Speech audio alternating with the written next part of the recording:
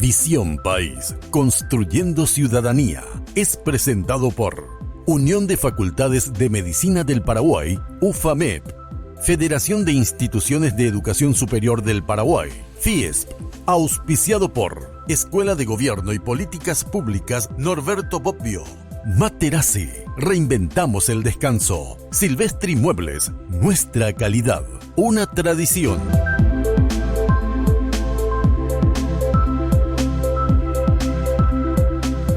Buenas noches, bienvenidos a Visión País, agradecemos su preferencia. Hoy queremos tratar un tema educativo en Visión País, lo que nos ha caracterizado en estos 12 años de emisión. Y queremos formular una pregunta que de alguna manera va a conducirnos en el análisis, en el desarrollo del programa. ¿Qué nos está pasando como humanidad? ¿Por qué la pregunta? Y porque justamente hace un par de semanas generó bastante sensibilidad en la opinión pública lo que aconteció en un colegio de gestión privada de Lambaré. Posteriormente hubo amenazas de tiroteo y bomba en otras instituciones educativas de gestión privada. Y aquí no se trata de estigmatizar a las instituciones de gestión privada, porque de hecho esto permea tanto a la gestión privada como a las instituciones de gestión pública. Simplemente especificamos esto porque ha sido de conocimiento público. La semana pasada también la prensa escrita se hizo eco justamente de que un grupo de alumnos había amenazado a muerte justamente a directivos de una institución de gestión privada en el departamento de Alto Paraná. Por eso la pregunta, ¿qué nos está pasando como seres humanos y qué, en concreto, si focalizamos la mirada en Paraguay, qué nos está pasando como sociedad? Y nos preguntamos, además de esa pregunta que va a orientar el desarrollo de nuestro programa, agregamos otra pregunta y ¿será que hay una naturaleza salvaje en el hombre que nos está trabajando desde la perspectiva de la cultura y concretamente, digamos, el recurso estratégico que tiene el aprendizaje de la cultura, que es el sistema educativo?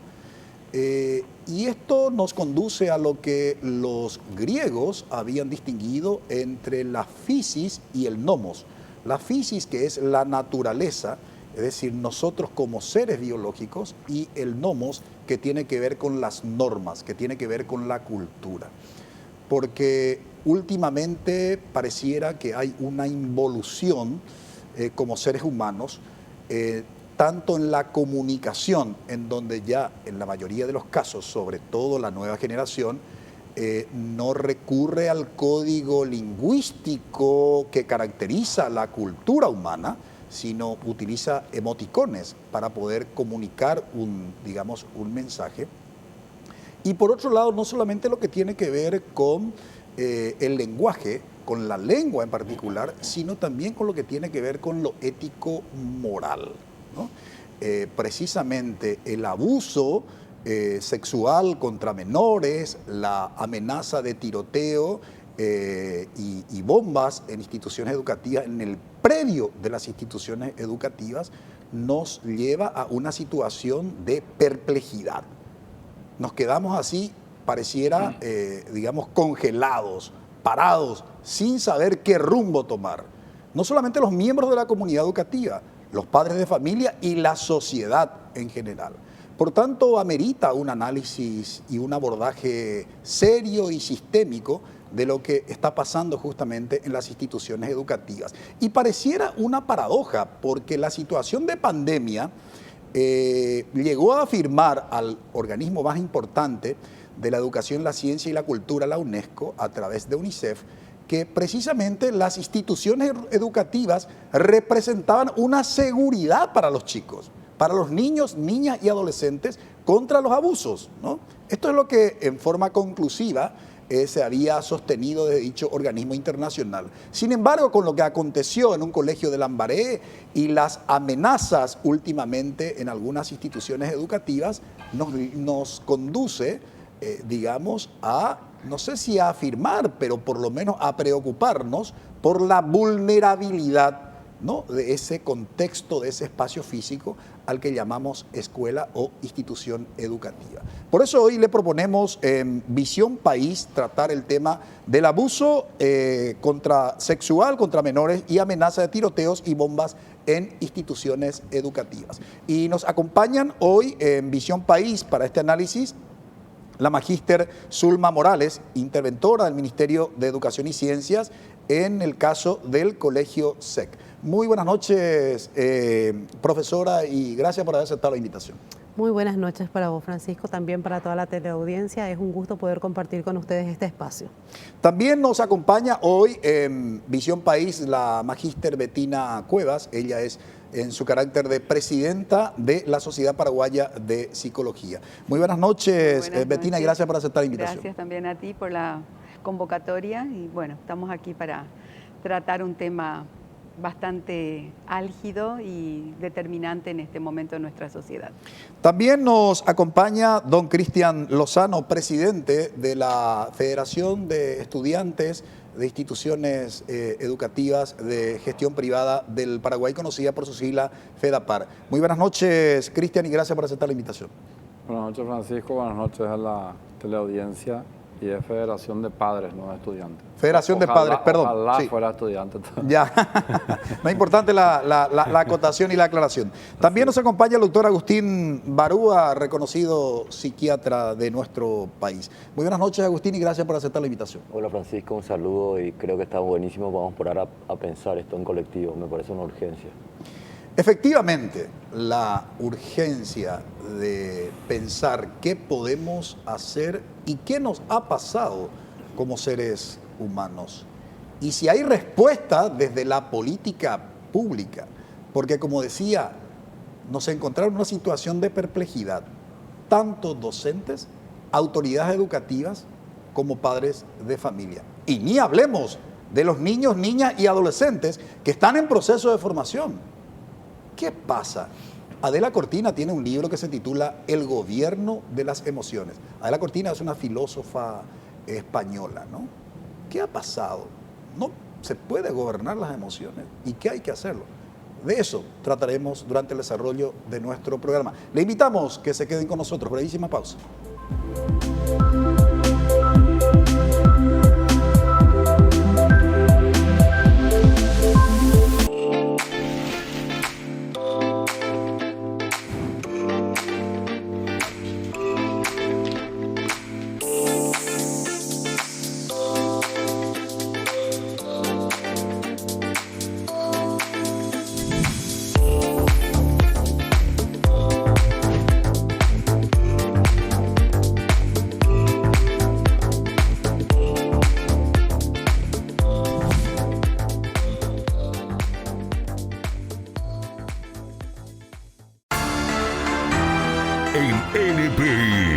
Óscar Acosta y Menchi Barrio Canal te conectan con la información. El tema de la declaración jurada, uno tiene una estancia y dice, ay, me olvidé. Da risa porque, claro, nos farrean. Esa es la verdad. Desde los estudios de Monumental 1080 AM.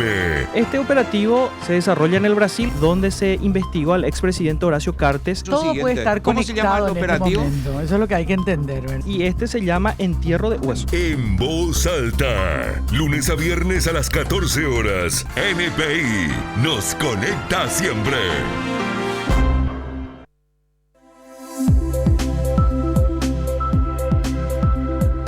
Decíamos, refiriéndonos a la expresión y al libro de Adela Cortina, filósofa española, que precisamente uno de los grandes desafíos de los seres humanos hoy por hoy tiene que ver con el gobierno de las emociones, en la perspectiva de las reflexiones ético-morales, sin lugar a dudas.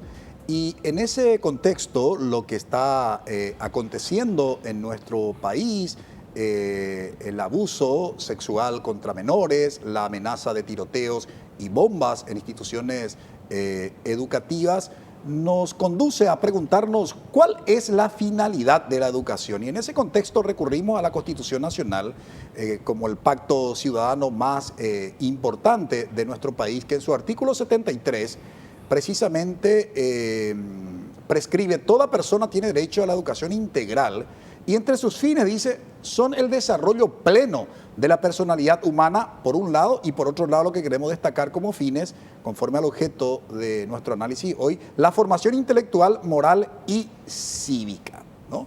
¿Hasta qué punto hoy eso se refleja en una política pública educativa, lo que se pactó en la Constitución Nacional? Nos preguntamos en Visión País. Sobre todo porque se enfatiza mucho el modelo pedagógico por competencias, ¿no? Pero ¿competencia de qué índole? Generalmente no vemos con claridad ahí que se trabaje competencias sociales, competencias ético-morales. Y lo que está aconteciendo, por supuesto, es responsabilidad de todos, ¿no? O responsabilidad de todos, pero nadie asume el compromiso, ¿no? O sea, ni los padres y a veces ni las autoridades educativas, y entonces nuestros niños, niñas y adolescentes están a la deriva.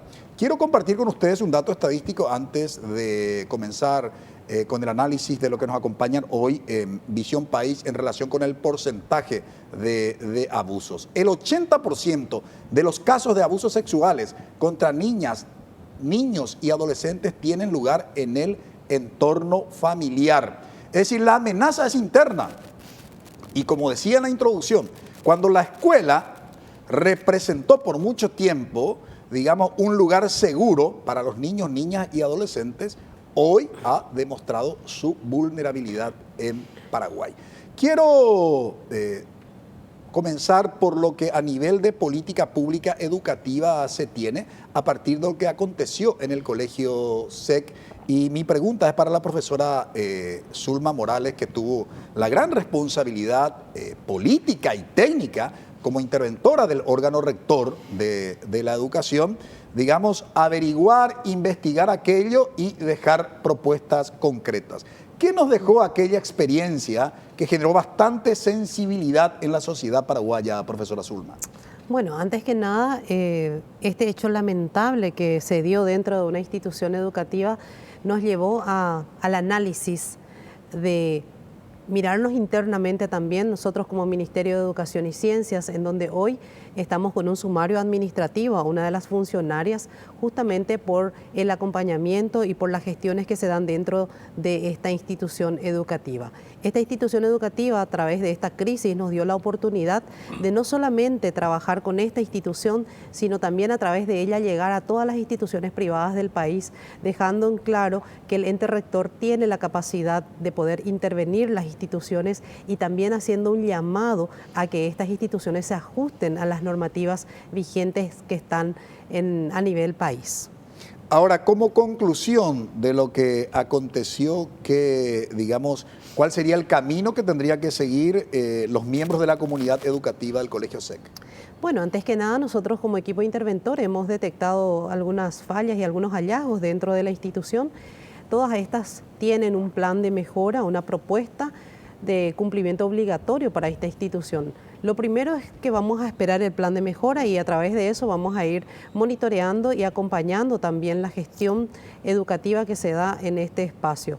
Lo más urgente es que la institución educativa pueda restablecer la seguridad y la protección. Y en esos puntos más difíciles está también la confianza de la familia, que es uno de los puntos importantes para que la gestión educativa se pueda restablecer totalmente. Y quisiera comenzar la pregunta a Cristian, como el que representa precisamente a la Federación de Padres de alumnos de instituciones educativas de gestión privada, si hasta qué punto se socializa el protocolo, Cristian, que tiene tanto el Ministerio de Educación como el Ministerio de la Niñez y la Adolescencia, porque he conversado con los padres después de lo que aconteció en el Colegio SEC y recién ahí se enteraron de que había sido ahí un protocolo que ellos nunca, digamos, la institución educativa nunca socializó y por tanto no se enteraron. ¿Cómo eso se trabaja en las instituciones educativas dentro de esta organización de la FEDAPAR, la relación FEDAPAR-institución educativa respecto al tema del protocolo? Porque muchos dicen que si hubieran conocido el protocolo, había altas probabilidades, digamos, de que se pueda evitar llegar a una situación extrema. Lo primero que tengo que decir es que hay un altísimo porcentaje de instituciones educativas privadas que no permiten la conformación de asociación de padres. Existe una ley que establece que la asociación de padres puede ser conformada, la ley de ACES, y que allí habla de públicas, privadas y privadas subvencionadas, ¿verdad? Entonces, desde ahí ya parte mal la cosa, porque realmente los padres de esta institución y de muchas otras no tienen la manera de llegar mediante un canal válido a los directivos de la institución, porque en la ley misma se establece hasta inclusive que le tienen que proveer a la asociación de padres de un local dentro de la institución para funcionar. O sea, y eso no se cumple, ¿verdad? Entonces, nosotros al día siguiente o 2 días después de que se tuvo esta noticia, entramos en contacto con los padres del colegio y realmente la están viendo para conformar su asociación de padres, ¿verdad? O sea, desde ahí ya partimos mal. En cuanto a los protocolos, depende de qué institución educativa es. Lo tienen o colgado en su página web o lo socializaron a través de circuito de delegados. Algunos se acordaron ahora recién de que había que socializarlo, otros ya lo habían socializado antes. En general, la mayoría de los colegios que cuentan con una asociación de padres están bien comunicados o cuando surgen ese tipo de cosas, inmediatamente... Yo, aparte de ser presidente de FEDAPAR, soy presidente de la Asociación de Padres del colegio de mi hija y yo tengo línea directa con el director siempre, ¿verdad? O sea, nosotros tenemos canales. Puede estar la gente a favor, puede estar en contra, se pueden quejar o lo que sea, pero el canal está abierto, ¿verdad? Pero si no tenés, de hecho, la asociación de padres, y muchas veces vienen los padres y te dicen, no nos dejan entrar en el colegio, no sabemos dónde queda el aula, cómo se van al baño, cómo esto, cómo lo otro. Y claro, o sea, si no tenés ni siquiera asociación de padres, una comisión que te pueda decir, no, mira, tranquila, acá el colegio queda, el baño queda, no sé, el chico va a tantos metros, en tal parte, se junta o no se junta con los más grandes, pero no tenés canal. No tenés canal, no te permiten entrar, o sea, es complicado, ¿verdad? Quiero volver sobre ese tema y precisamente la educación como sistema es, digamos, probablemente el mejor diseño que la cultura de la humanidad creó para el proceso de formación de la personalidad. Y sabemos, conforme a lo que nos dice en principio las ciencias humanas en general, que esta formación de la personalidad es casi determinante en un periodo de la edad, que es el de la adolescencia. En ese contexto, Bettina, ¿cómo ves, digamos, como psicóloga, en primer lugar, lo que se plantea en términos de diseño curricular y la formación de esta personalidad de los adolescentes, comparando con lo que está aconteciendo? Bueno, lo que hace al nivel medio, en este caso, y lo que hace al plan de estudios de nivel medio, ha sufrido modificaciones y actualizaciones constantes, me consta, porque hemos formado parte como Sociedad Paraguaya de Psicología o como docentes de instituciones de educación superior para apoyar o trabajar ese perfil. Ha tenido muchísimos cambios y ajustes desde el modelo evaluativo, que es algo que ha generado muchísima atención también en los propios estudiantes y docentes. Partiendo de ahí, si vamos a hablar un poco, un tema, bueno, voy a utilizar como un tema de decir una flor de coco, ¿verdad? O sea, tenemos que planificar, organizar, dirigir, coordinar y controlar. Y cuando falla uno de esos, o el primero, ya falla todo. Tenemos también, y algo que mencionábamos antes de estar al aire con la profesora Zulma, era justamente el hecho de qué están recibiendo qué formación tienen nuestros docentes o el apoyo de los profesionales que están en este momento actuando dentro de las instituciones educativas. Entonces, el plan puede ser muy bueno, el papel lo soporta todo. Sin embargo, al momento de ponerlo en práctica es donde tenemos que ajustarnos nosotros, o sea, el ser humano. Ajustar, revisar, capacitar, actualizar. Y también señalábamos, sí, muchas veces la edad no es que te da la experticidad, ¿verdad? Es la práctica, es la experiencia propiamente tal. Y a eso deberíamos apuntar, a tener en aula formados, docentes formados, capacitados y profesionales del área, en este caso si es el área orientativa o la parte psicológica con más razón. Ahora, Agustín, ¿qué nos está pasando como sociedad ante estos acontecimientos? Porque en otros tiempos estas noticias, sobre todo en el ámbito educativo, estaba tan lejano geográficamente hablando, porque esto acontecía sobre todo en esta parte del mundo, ¿verdad? América del Sur. Bueno, recibíamos noticias de los Estados Unidos. Conste que la semana pasada fue noticia nuevamente más de, digamos, 20 asesinatos, ¿verdad? En un aula de clase, en una institución educativa. Pero decíamos, no, esto es propio de sociedades avanzadas como el de los Estados Unidos. Sin embargo, hoy está aconteciendo en nuestro país.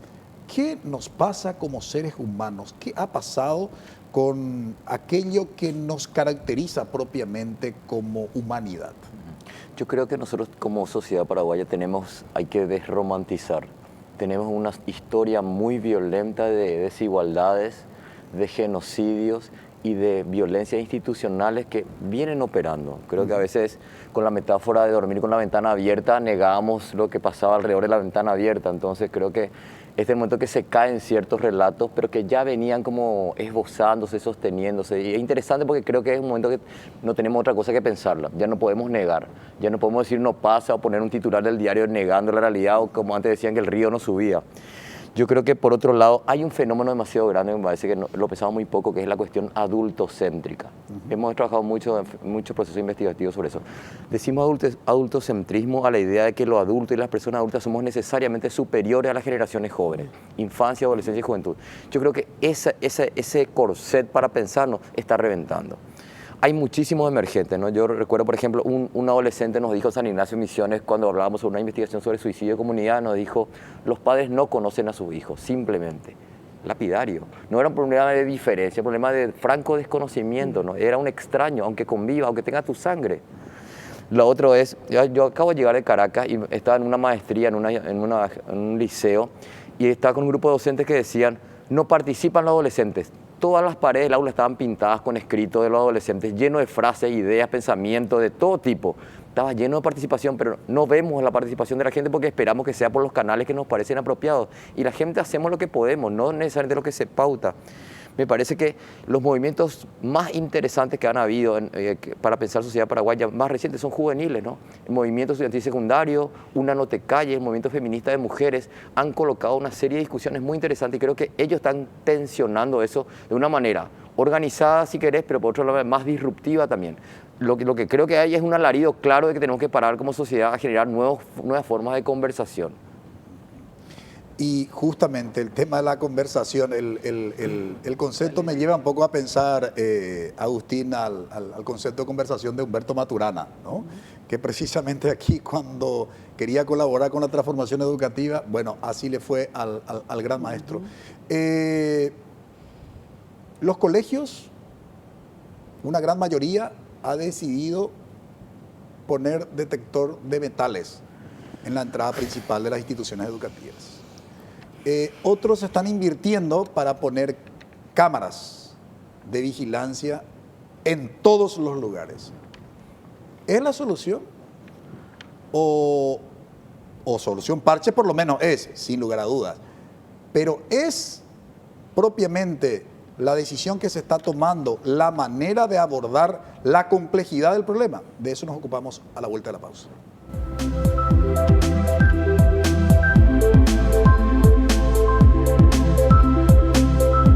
It's gonna be alright. How can you tell? I feel it in my heart. En NPI Para arrancar la jornada bien informado, te conectamos con la información más precisa. Bomberos rescataron a una abuelita, sí, que terminó cayendo en un pozo. El hecho ocurrió en la comunidad rural de Potero Jardín, en el distrito de Juan León Mallorquín. Patricia Vargas y Juan Carlos Vareiro te acompañan en Noticias de 6 a 9. El arzobispo de Asunción, Monseñor Adalberto Martínez, señaló que a pesar de que se celebre la independencia patria, el país continúa con ataduras. Noticias de 6 a 9, lunes a viernes a las 6. NPI nos conecta siempre.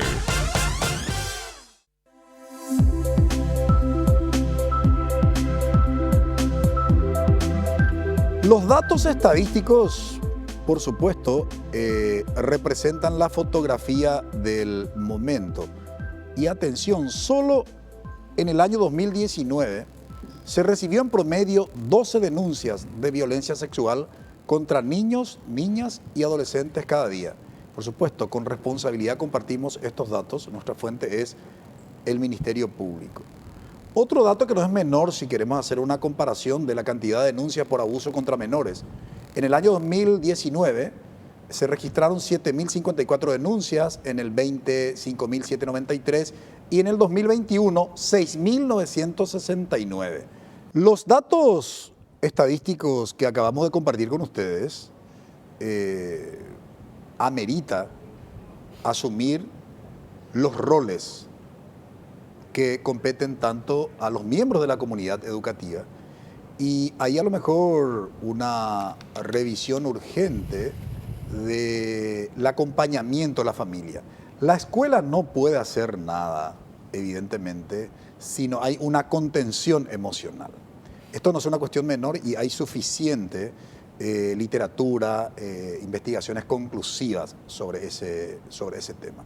Si hoy el concepto que se tiene de la institución educativa es casi como un depósito, donde muchos padres creen que, bueno, le llevo acá a mi hijo y si es, digamos, doble escolaridad mejor, porque entonces me despreocupo desde las 7 o las 8 de la mañana hasta las 4 de la tarde y no hay un compromiso real de acompañamiento, nada puede hacer la escuela. Es decir, acá tiene que haber una revisión por parte de la cultura escolar de lo que está haciendo la escuela, pero también tiene que haber una revisión de la responsabilidad y del compromiso que tienen los padres de familia.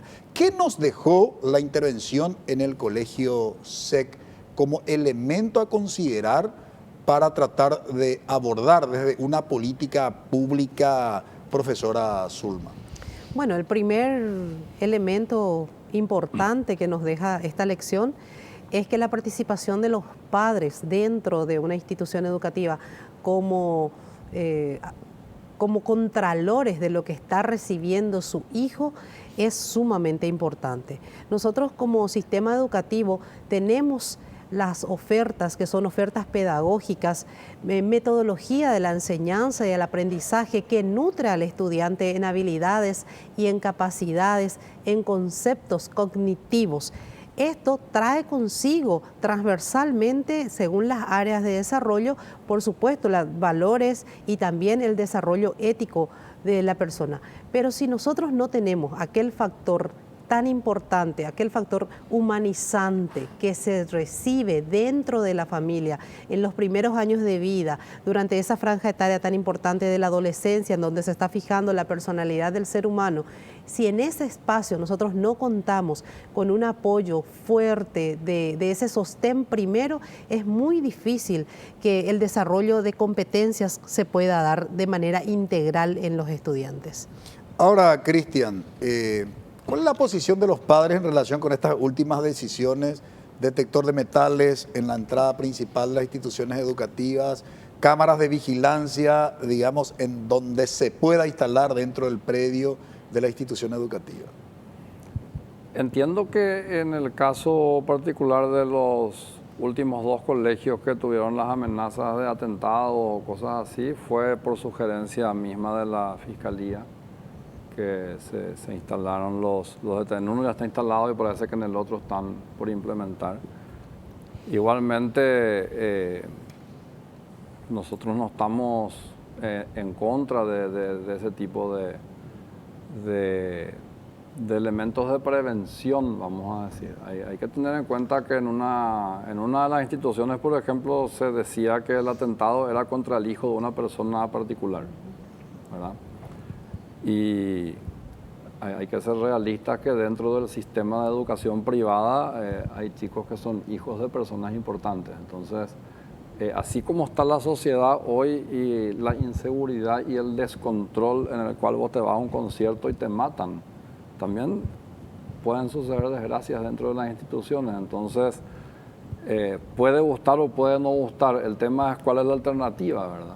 Porque medio que no tenés más otra alternativa que acompañar un proceso de elementos de tecnología preventiva, vamos a decirle. Independientemente y paralelamente a eso, yo puedo hablar muy bien de la institución en la cual estudia mi hija, que tiene hace años cientos de cámaras instaladas, y eso no es un elemento que atenta ni contra la democracia, ni contra el desarrollo de la personalidad de los chicos, ni contra que ellos se sientan libres de hacer lo que ellos, o sea, lo que normalmente hacen los niños y los adolescentes, ¿verdad?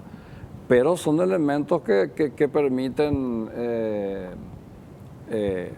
saber, tener conocimiento si de repente ciertos hechos denunciados son verdad, son mentiras. En la vereda del colegio nuestro hubo un atentado, una vez le dispararon, un vecino se enojó porque había mucho tráfico y le dispararon en la pierna al guardia, ¿verdad? Y automáticamente la policía le pudo agarrar porque estaban las cámaras del circuito cerrado, ¿verdad? Entonces, bueno, o sea, yo veo que no nos queda demasiado margen como para decir estamos de acuerdo o no si las mismas autoridades del Ministerio Público nos están llevando a eso, ¿verdad? Ahora sí, discúlpame que te lleve un poquito al tema anterior de lo que decía la profesora Zulma. Es muy importante el tema de la presencia de los padres, de una dinámica con la institución, y eso se logra a través de las asociaciones de padres, de los circuitos de delegados de grados, donde los padres pueden ir escalando las inquietudes y pueden ir comunicándose con la institución, porque de repente una institución de 500 o 1000 estudiantes es imposible atenderla a 1000 padres juntos, pero si uno tiene canales, si uno es invitado a un día que se abra el colegio, las instalaciones, se le muestra a los padres las instalaciones. Hay gente que realmente está firmando contratos de servicio educativo y no sabe ni qué pasa dentro de la institución, y es como una suerte de dictadura de la directora, vamos a decirle. Y pasan todo tipo de colegios, pasan los colegios religiosos como pasan los colegios que son propiedad de familias, donde, o sea, no puede un colegio tan grande tener 10, 12 cámaras, por ejemplo, no tener conocimiento de lo que pasa, o sea, en pos supuestamente de una privacidad, y después cuando pasan estas desgracias no tenés elementos para saber realmente qué es lo que pasó, ¿verdad? Ahora, la literatura también dice que nada de lo que acontece en la sociedad deja de impactar en la escuela, porque finalmente la escuela es una institución social que no está ajena a lo que, insisto, sucede en la sociedad.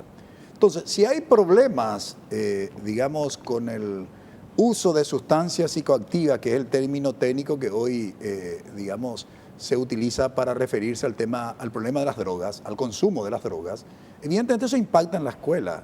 Pero impacta también el problema de la sexualidad, impacta también el problema de la pobreza, impacta también el tema de la violencia social, sin lugar a dudas. Recuerdo en una ocasión un reconocido periodista me hacía un análisis y me preguntaba acerca de la violencia escolar, y le decía que en realidad no existe como categoría sociológica el concepto de la violencia escolar. Es la violencia social manifestada en el contexto de la escuela, ¿sí? Entonces, estas son cuestiones que ameritan un abordaje complejo. Desde ese punto de vista, Bettina, ustedes en la Sociedad Paraguaya de Psicología, ¿cómo están viendo esto que está sucediendo? Y insisto un poco con esto en la cuestión de un abordaje desde una política pública. Si bien hay que administrar realidades sin lugar a duda, y probablemente las soluciones que se estén dando hoy son paliativas, pero hay que pensar al mismo tiempo en una solución de fondo. Desde esa perspectiva, desde tu formación disciplinar como psicóloga, como responsable de liderar, digamos, la sociedad de los profesionales de esa disciplina, ¿cómo habría que abordar esto que está sucediendo? Bueno, primer punto, y escuchando, ¿verdad?, a la mesa, me cuestiono una parte y quiero señalarlo. Cuando decimos ponemos detector de metales, ¿por qué la escuela tiene que hacerse cargo de lo que el niño introduce a la escuela? ¿Por qué no la familia? ¿Por qué no los padres? Deben ser también ellos responsables de qué está llevando o sacando o trayendo el niño de la escuela. Desde lo que hace al psicólogo, a un profesional del área de la psicología, hablamos de una salud psicológica y debemos trabajar también esa educación emocional. Mencionaba anteriormente, un poco también decía, estamos intolerantes. Nos falta mucha tolerancia, quizás este proceso pospandémico generó mucho más intolerancia en diferentes ámbitos. Sin embargo, nosotros como profesionales, lo que en este momento, lo que podríamos y lo que estamos trabajando y haciendo es asesorando al ministerio, a la gente del ministerio ante los pedidos recibidos, dando formación en talleres, capacitación que también nos sean requeridos o aquellos que nosotros desde nuestros asociados, tanto del capital como del interior del país, nos señalan como necesidades. Y a partir de ello vamos apuntalando la tarea de nuestros colegas. Y como señalo, no es solamente dar una charla, dar un taller, es trabajar con y desde y hacia la familia y la sociedad toda. Ahora, Agustín, tu mirada obviamente es mucho más sistémica de este problema que hoy de alguna manera está caracterizando a la sociedad paraguaya, pero no solamente caracterizando, sino estamos padeciendo, ¿no? Desde ese punto de vista, ¿cuál debe ser el abordaje, digamos, de esta situación? Porque al fin y al cabo, como decía, el sistema educativo es el mejor recurso estratégico para la formación de la personalidad. Sin embargo, esto que los chicos están manifestando, ¿es consecuencia de algo, carencia de algo? Yo lo construyo un poco así. Cuando hablamos de detectores de metales y cámaras, mi sensación es que habla de la impotencia que tenemos para pensar lo que está pasando. No porque sea impertinente, me parece que es pertinente, pero cuando el organizador social es la desconfianza, nos construimos como enemigos y eso abona al conflicto, no lo atenúa. Yo pensaba mucho, porque lo que hablamos fuera de cámara, es cómo están nuestros mundos adultos, en qué estamos, ¿no? Pensaba, por ejemplo, el emergente del asesinato de Pechi en Colombia. ¿Qué dice de toda esta cuestión? Lo podemos escuchar si no hemos escuchado las protestas campesinas e indígenas que vienen hace muchísimo tiempo. ¿Tenemos sensibilidad para eso? Los mundos adultos estamos, yo creo, capturados por el no tiempo, el apuro, por lo no sensible, por la dificultad para conocernos a nosotros mismos, ¿no? No tenemos preguntas muchas veces sobre nosotros mismos. Es difícil dejarse interrogar por lo que pasa, ¿no? Me parece que hay una palabra que a mí me gusta mucho que es normopatías. Una psicoanalista neozelandesa, McDougall, acuña eso, dice que es la hipernormalidad. Y dice, son las sociedades que no se rebelan, son las personas que no se quiebran, o sea, no piden ayudas, y son las personas que siempre están adecuadas, correctas, amables, etcétera, ¿no? A veces siento que somos más que locos, somos demasiado normales, ¿no? Porque nos decimos, con esto basta, esto ya no. No decimos, no puedo con esto, no nos quebramos, no nos pedimos ayuda. Nos quebramos, pero no pidiendo ayuda, sino haciendo estropicio, ¿no? Y por otro lado, mantenemos como posturas de adecuación y formalidad, ¿no? Y con esas lógicas estamos súper de espaldas del problema, ¿no? Hay una regla del moquete callejero, no sé si ustedes se moquetearon alguna vez en la calle. Una regla básica del moquete callejero, Betina, es tus enemigos delante, no detrás. Nos estamos poniendo con los enemigos detrás y nos van a seguir moqueteando como sociedad. Tenemos que verlos.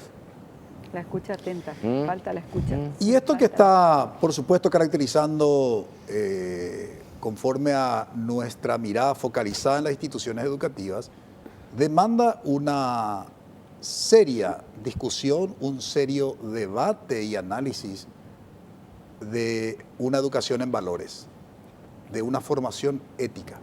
Como dice Adela Cortina, la ética proviene de ethos, que es la formación del carácter. y la formación del carácter para poder actuar. En el contexto del diseño de la transformación educativa, ¿hasta qué punto se está considerando el tema de la educación en valores como una prioridad? Porque si vamos a este ritmo, conforme a lo que está sucediendo, con base en los datos estadísticos que comparamos y progresivamente aumenta, ¿qué nos depara como sociedad? Brevísima pausa.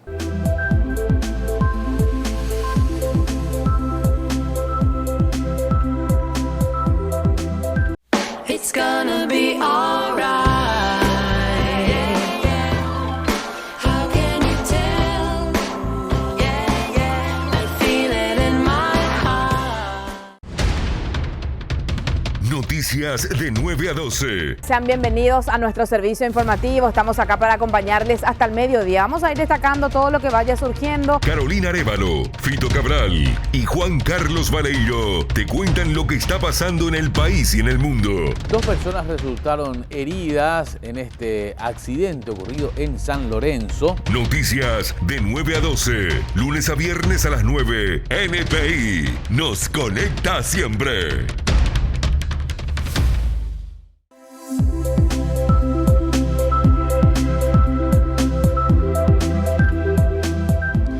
Qué complejo el tema de la formación del carácter, porque lo que está sucediendo precisamente es un gran desafío a la educación en valores, a la educación en valores sociales. ¿Cuáles son los valores sociales que hoy rigen la conducta de los miembros de la sociedad paraguaya y en particular de los chicos, de los niños, niñas y adolescentes que están, reitero, en proceso de formación de su personalidad? Y aquí tiene tamaña responsabilidad, sin lugar a dudas, las autoridades educativas.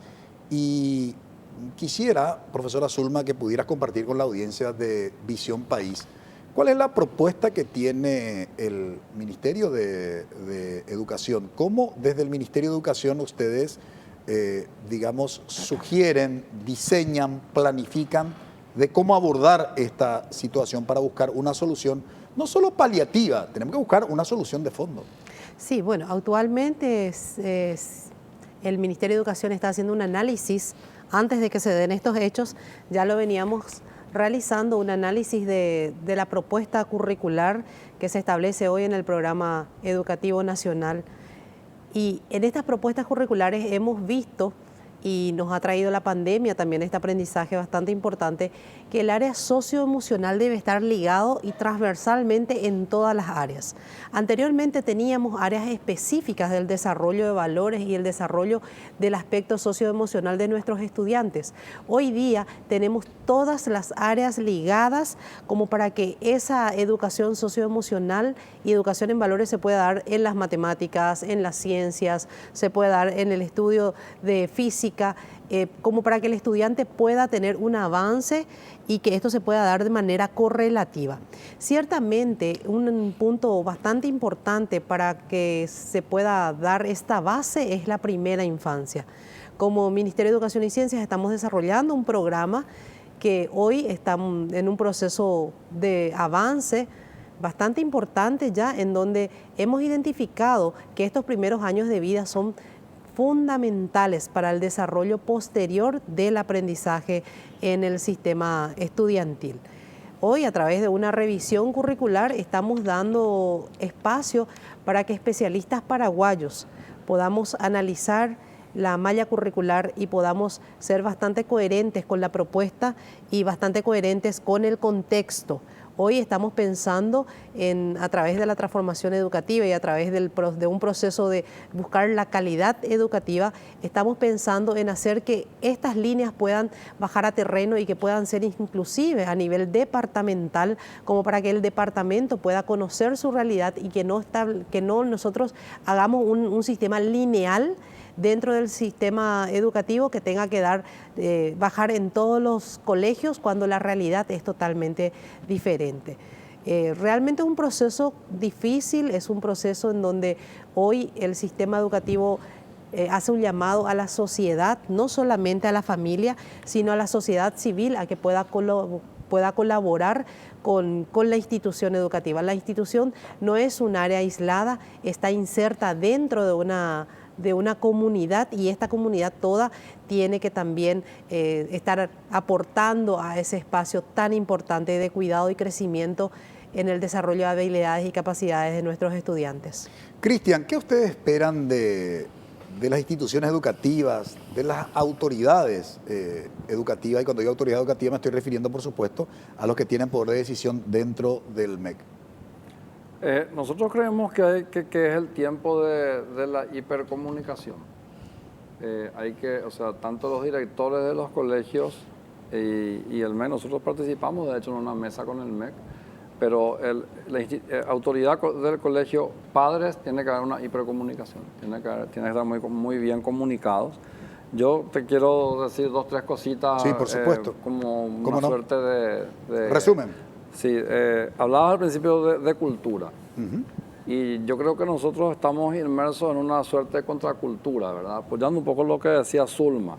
La transformación educativa parecería ser como que estamos de vuelta queriendo importar modelos, cuando nosotros dentro del país tenemos la capacidad y tenemos los profesionales para hacer esa transformación educativa acá y tal vez ver algún modelo que pueda ser implementado de acuerdo a nuestra cultura. Pero nosotros tenemos que tener en cuenta que Asunción, Central, Ciudad del Este, Encarnación es una cosa, las colonias son otra cosa, tenemos pueblos aborígenes, o sea, Paraguay es muy diverso, ¿verdad?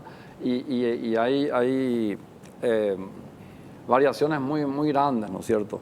Y no podemos importar un modelo europeo, un modelo y que vengan profesionales de afuera a diseñar eso. Lo deberíamos de hacer acá, ¿verdad? Decía la licenciada Betina, el padre tiene que saber que lleva al chico al colegio. Realmente no es por el chico, o sea, no estamos queriendo estigmatizar que el chico es el que va a hacer algo. Realmente hay instituciones educativas privadas muy grandes donde hay comedores que dan de comer a 1.500 chicos en el día, tienen sus funcionarios, tienen cocineras, van choferes a llevar chicos, a buscar chicos, van con la niñera. Y ante esta ola de inseguridad que uno no sabe quién es quién, es tratar de ver que no se te meta el adulto con alguna cosa allí y no sé, te secuestre un chico o atente contra la vida, como es lo que amenazaban en este. O sea, no es porque los chicos son todos peligrosos y hay que ver qué es lo que ellos están. Quiero aclarar eso porque no quiero que quede como que en representación de los padres digo que se toman las medidas por los chicos, no, al contrario, ¿verdad? Los chicos son, en el último de los casos, víctimas víctimas de los adultos están siendo realmente. O sea, tenemos que mirar hacia adentro de la familia y ver también como familia en dónde nos estamos equivocando y a través de la familia, que es la base de la sociedad, ver dónde nos estamos equivocando como sociedad. Por eso, cuando dice el doctor que él se imagina como una cárcel, y sí, tiene razón, lo ideal sería que, o sea, tal vez en este momento que la gente está muy sensible con todo el tema de inseguridad, se tomen ciertas medidas, como dije ya hace rato, preventivas, pero que tal vez después se vayan desescalando una vez que nos vayamos normalizando en todo este descontrol que hay, que yo considero personalmente que es problema de los 2 años de encierro, ¿verdad? Los chicos estuvieron 2 años encerrados mientras los adultos teníamos permiso para todo. O sea, para trabajar supuestamente teníamos permiso, pero nos íbamos al asado, al té, a la merienda con las amigas y compañía, y el chico estaba encerrado en casa, tenían prohibido, de hecho, circular por decreto, y cuando terminaban la clase virtual, sus compañeros eran Netflix, el celular, el TikTok, o sea, todas esas cosas, ¿verdad? Entonces, bueno, por eso, vuelvo a hablar de contracultura. ¿Qué consumió el niño y el adolescente en estos 2 años? Consumió todo lo que le entró por la tele, donde nuestra prensa también tuvo mucho que ver, porque a toda hora te pasaban todas noticias espantosas, ¿verdad? Sin lugar a dudas, y siempre solemos hacer mea culpa precisamente desde Visión País, que poco contribuimos, sobre todo con el esfuerzo que se puede hacer desde el sistema educativo. Ahora bien, por supuesto, lo que describe Cristian implica que tuvimos que habernos preparado. 2 años de encierro y tuvimos que habernos preparado, ¿sí? ¿Qué podría pasar como consecuencia de 2 años de encierro? Y sobre todo atendiendo a los últimos acontecimientos, que el problema en realidad, comprendo lo que plantea Cristian, no es una crítica a lo que Cristian dijo, pero Hoy el problema, hoy el foco es entre los estudiantes, Betina. O sea, el abuso se da entre los estudiantes, la amenaza se da entre los estudiantes. Entonces, por un lado me parece bien, tomar las medidas y las decisiones porque hay otra gente que ingresa al predio. Pero hoy, reitero, el problema está en el sujeto de formación. Entonces, ante esa perspectiva, me quedan pocos minutos y todavía tiene que intervenir también Agustín. ¿Qué se podría proponer como una primera decisión? Bueno, la primera, la siguiente y la de siempre, el diálogo. O sea, la escucha atenta, el conversar, el permitirles expresar esas emociones, la irritación que tengan o la irritabilidad en este momento, o sea, ¿por qué? ¿Qué ocurre? Y desde ahí trabajar con ellos. Lo importante para mí es eso, escucharlos, atenderlos, porque solemos decir, sí, pueden ser llamadas de atención o hacen para llamar la atención. Decía la profesora Zulma, sí, los primeros años de vida, de 2 años a los 5 años, a los 7 años, señala René Spitz, se conforma inclusive los primeros avances de ese niño para un aprendizaje adecuado. A los 2 años el ser humano ya reconoce lo que está bien y lo que está mal, no como ética o moral, pero sí lo que es sí y lo que es no. A los 2 años es todo lo no, ¿verdad? El no, el no, el no, el no. Entonces, trabajemos esta situación de haber estado enclaustrados, encerrados y que ha generado quizás esa falta de control de acciones y control de emociones en este momento. Entonces, la primera medida, repito, la segunda y la que debería seguir siempre desde el adulto es la escucha, es el diálogo, el manejar y enseñarle, ayudarle a ese joven, a ese niño a manejar sus emociones. Ahora, Agustín, ¿tiene solución lo que está sucediendo? ¿Y de qué manera habría que abordar? Yo creo que sí, pero quizás sea un poco la confianza en el mundo y en el cambio, ¿no?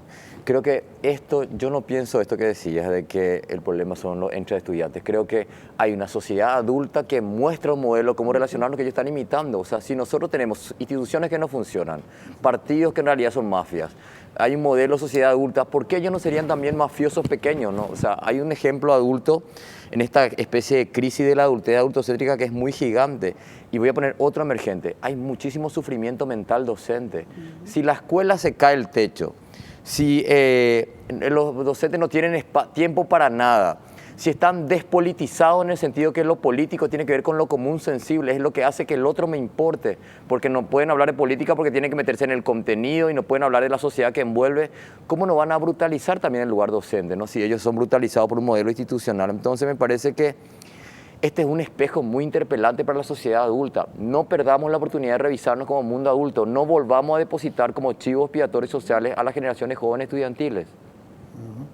Y en ese contexto, ¿crees, Agustín, en términos de formulación de política pública, cuál sería el primer paso?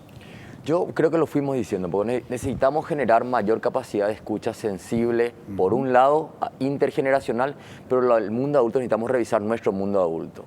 O sea, nosotros ofrecemos un mundo adulto hiper hipócrita y le pedimos que ellos sean honestos, sensibles, correctos, buenos académicamente, estudiosos, se limpien la boca con la servilleta, y nosotros estamos hechos un desastre como mundo adulto.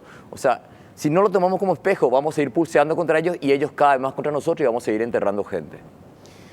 Lastimosamente el tiempo es tiránico en televisión. Muchísimas gracias, profesora Zulma Morales, por colaborar con nosotros en este análisis. Un gusto y a las órdenes siempre. Muchas gracias, don Cristian Lozano. Muchas gracias por la invitación, a las órdenes cuando guste. Ya. Muchísimas gracias, profesora Betina Cuevas. Gracias, Francisco, también. Y seguimos trabajando por nuestra educación y nuestra juventud. Muchas gracias, doctor Agustín Barúa. Necesitamos este espacio. Gracias, Francisco. Ya. Brevísima pausa. A la vuelta presentamos nuestra conclusión.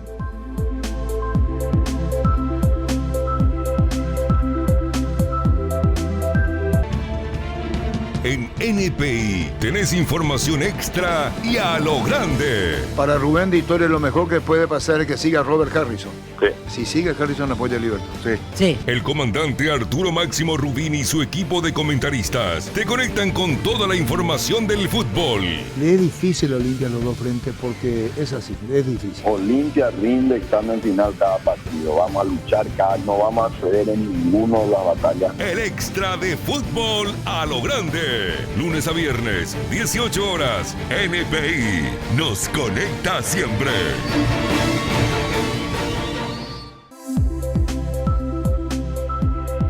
El abuso sexual contra menores y la amenaza de tiroteos y bombas en instituciones educativas ha generado bastante preocupación en la sociedad paraguaya y que exige abordar de una manera sistémica y de una manera responsable este tema, tratando de buscar una solución definitiva.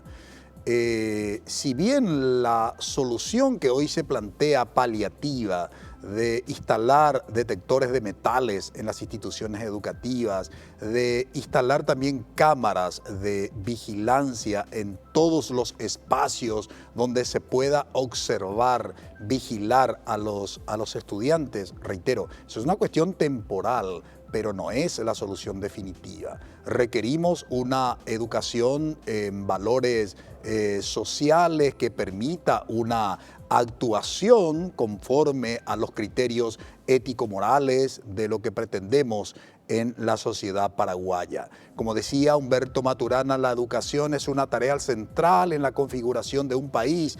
El tipo de país que queremos y la convivencia que queremos es lo que de hecho determina ¿qué hacemos con la educación como país?, nos decía el maestro Humberto Maturana. Y hoy nos preguntamos qué tipo de convivencia queremos en nuestro país. Y va a depender ese tipo de convivencia, evidentemente, de lo que se haga en el ámbito educativo. ¿Y qué hay que hacer en el ámbito educativo? Formar el carácter, la educación ética, ¿no?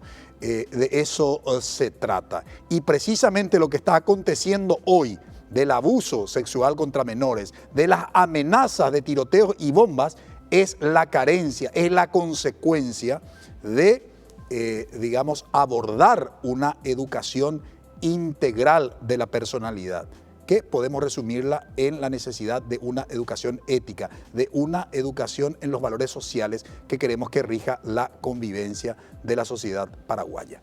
Sin el compromiso asumido por los padres, sin el compromiso asumido por los docentes, directivos de instituciones educativas y autoridades educativas y autoridades políticas, evidentemente solo quedaremos en la retórica. Necesitamos dar un paso cuando hablamos de los valores. No solamente que los valores son importantes en el discurso, sino que los valores son importantes en la práctica. Caso contrario, estamos haciendo inviable la convivencia en la sociedad paraguaya. Agradecemos su preferencia. Que todos tengan un buen inicio de semana. Buenas noches.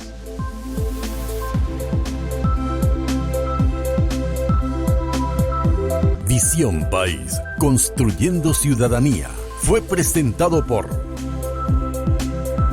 Unión de Facultades de Medicina del Paraguay, UFAMEP. Federación de Instituciones de Educación Superior del Paraguay, FIESP. Auspiciado por Escuela de Gobierno y Políticas Públicas Norberto Bobbio.